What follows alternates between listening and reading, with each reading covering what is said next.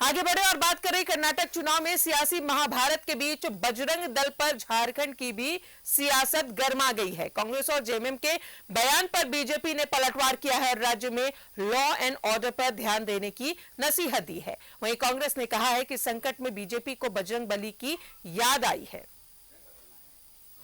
दल पर गरमाई झारखंड की सियासत, कांग्रेस और जेएमएम के बयान पर भड़की बीजेपी। बीजेपी ने कहा लॉ एंड ऑर्डर पर ध्यान दे सरकार। इस प्रकार की बातें जेएमएम तो सरकार में बैठे लोग हैं, इनको नहीं करनी चाहिए। उकसाने वाली बातें हैं, ऐसा नहीं करना चाहिए। सरकार को लॉ एंड ऑर्डर ठीक रहे।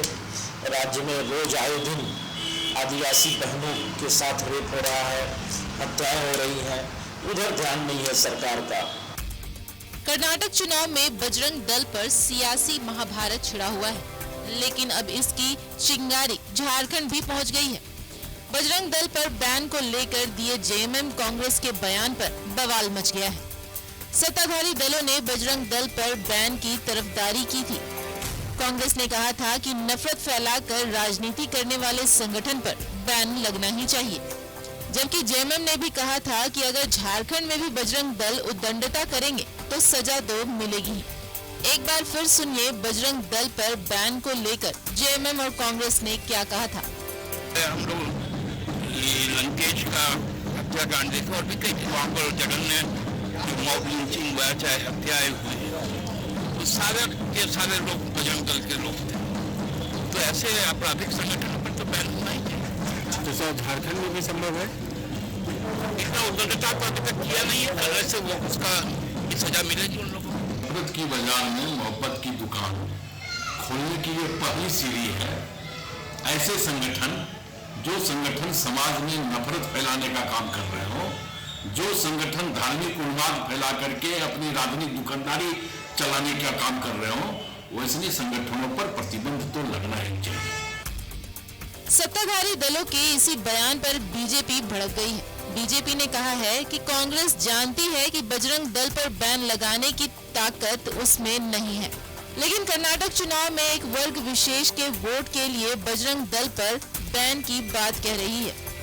बजरंग दल एक देशव्यापी राष्ट्रवादी संगठन है, उसको बैन करना ये कांग्रेस भली भांति जानती है कि उसके लिए संभव नहीं है कि वो बजरंग दल को बैन कर सके। फिर भी एक जाति विशेष, एक समुदाय विशेष, एक धर्म विशेष के लोगों को शायद कांग्रेस मूर्ख समझती है कि ऐसा करने से वो उनके वोट को अपने पक्ष में पोलराइज कर लेगी।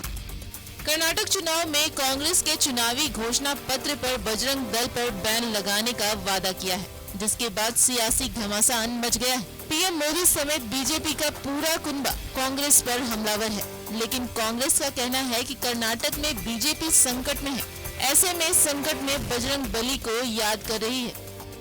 बजरंग दल और बजरंग बली ये दो अलग अलग चीजें हैं। लोग वहां इस तरह से उसको प्लेस कर रहे हैं मानो बजरंग दल के बारे में नहीं, बजरंग बली के बारे में कह दिया। तो उससे वो राजनीति का एक हिस्सा है, और निश्चित रूप से जब भी कोई संकट आता है तो लोग किसको याद करते हैं? बजरंग बली को। और भारतीय जनता पार्टी कर्नाटक में संकट में है।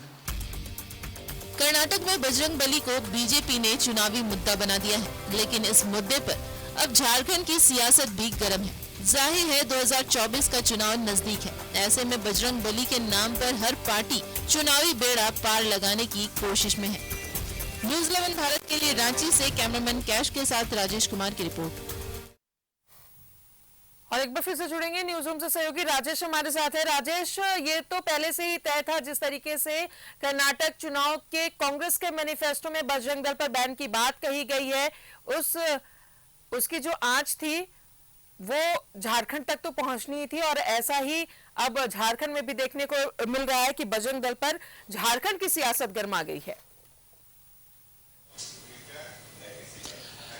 देखिए, कोई भी चीज आज की तारीख में छिपी नहीं रहती, और खासकर चुनाव प्रसार हो या उसका मुद्दा हो, वो तो पूरे राष्ट्रीय स्तर पर उसकी चर्चा होती है, यहाँ तक कि विदेशों में भी चर्चा होती है।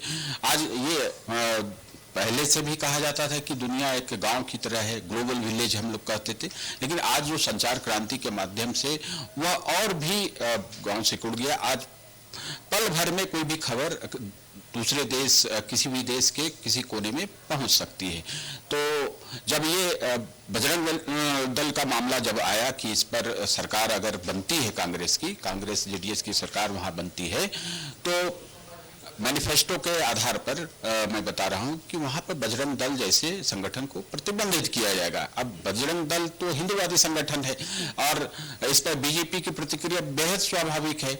और चूंकि यहाँ सत्ता में जेएमएम कांग्रेस है, तो इन लोगों का अपना अपना बयान है, अपनी प्रतिक्रिया है कि जेएमएम ने तो कहा कि ये बिल्कुल सही है, उसकी उन्होंने उसकी वकालत की है कि हाँ बजरंग दल जो है एक, उन्होंने तो कहा कि आपराधिक संगठन है और इस पर प्रतिबंध लगाना बिल्कुल जो कांग्रेस की मैनिफेस्टो में कहा गया है वो बिल्कुल जायज है। और उन्होंने यह भी कहा मेरे सवाल पूछे जाने पर कि क्या ये झारखंड में भी संभव है, तो उन्होंने कहा कि अभी बजरंग दल के जो लोग हैं यहाँ पर झारखंड में कोई उत्पात नहीं कर रहे, अगर उत्पात करेंगे तो फिर यहाँ भी विचार किया जा सकता है, उन्हें उन पर शिकंजा कसा जा सकता है।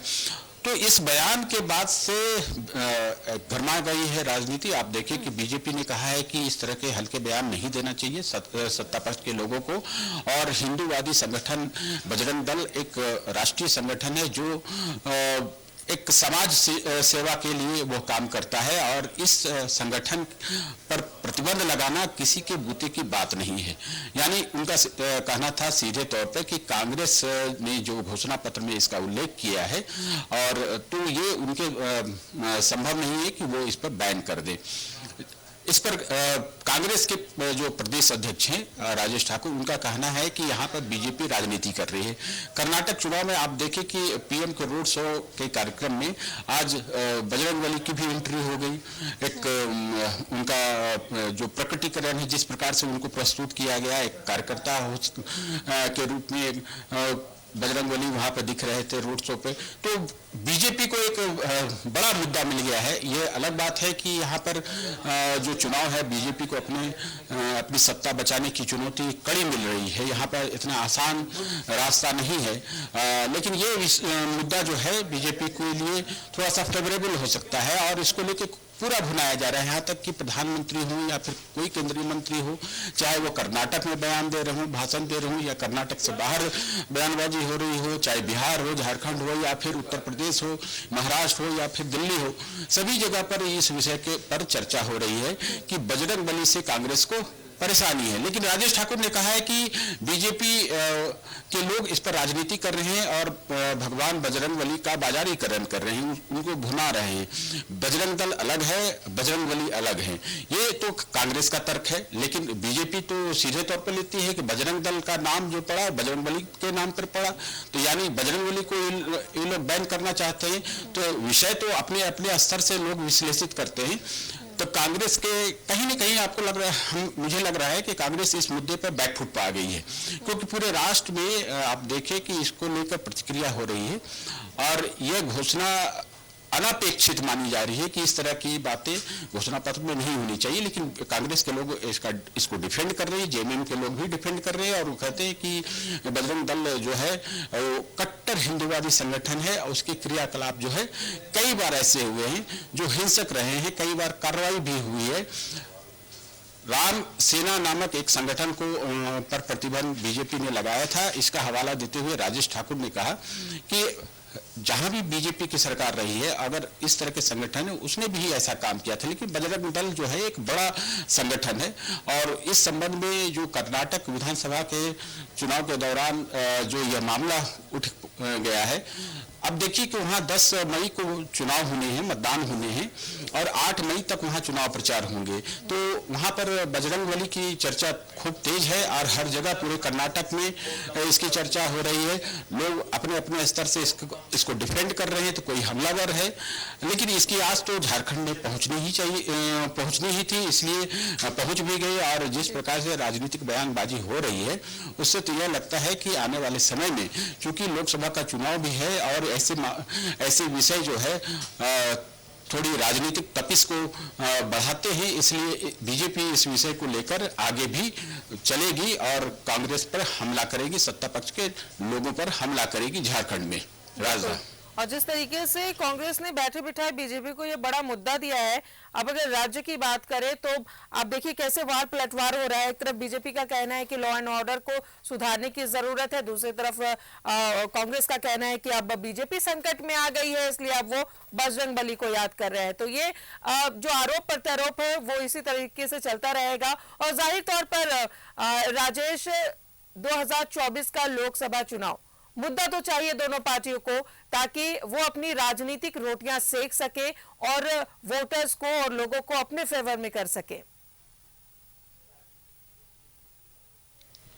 देखिए, राजनीति में ये मुद्दे बड़े महत्वपूर्ण होते हैं और बहुत कारगर भी होते हैं। कई बार आप देखें हवा बदल जाती है चुनाव की, ऐसे मुद्दे लोग लोकना चाहते हैं, जिसे पकड़ना चाहते हैं, कैच करना चाहते हैं, जो परस्पर जो प्रतिद्वंदी दल हैं उनके हिसाब से जिन पर भारी पड़ जाए। जैसे आप देखें कि अभी अडानी प्रकरण जो है उसको लेकर कांग्रेस के लोगों ने पूरा हल्ला हंगामा किया, संसद की कार्रवाई ठप हुई, जगह जगह पर प्रचार हुए, फिर आपको देखिए सत्याग्रह कार्यक्रम आयोजित किया गया। तो विषय को तो पकड़ा ही जाता है और राजनीतिक दल का यह काम है।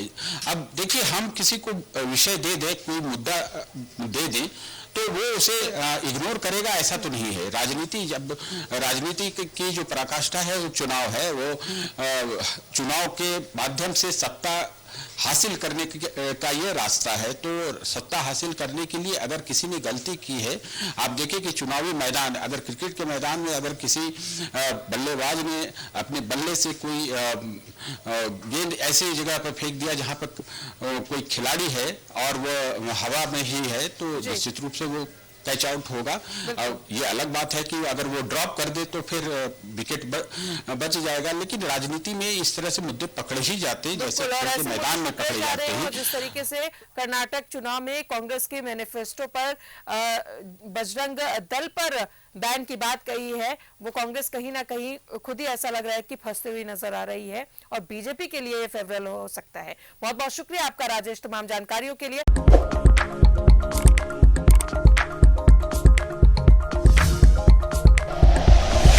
Like and share videos, subscribe करें हमारा चैनल और प्रेस करें बेल आइकॉन। न्यूज़ 11 भारत, सच है तो दिखेगा।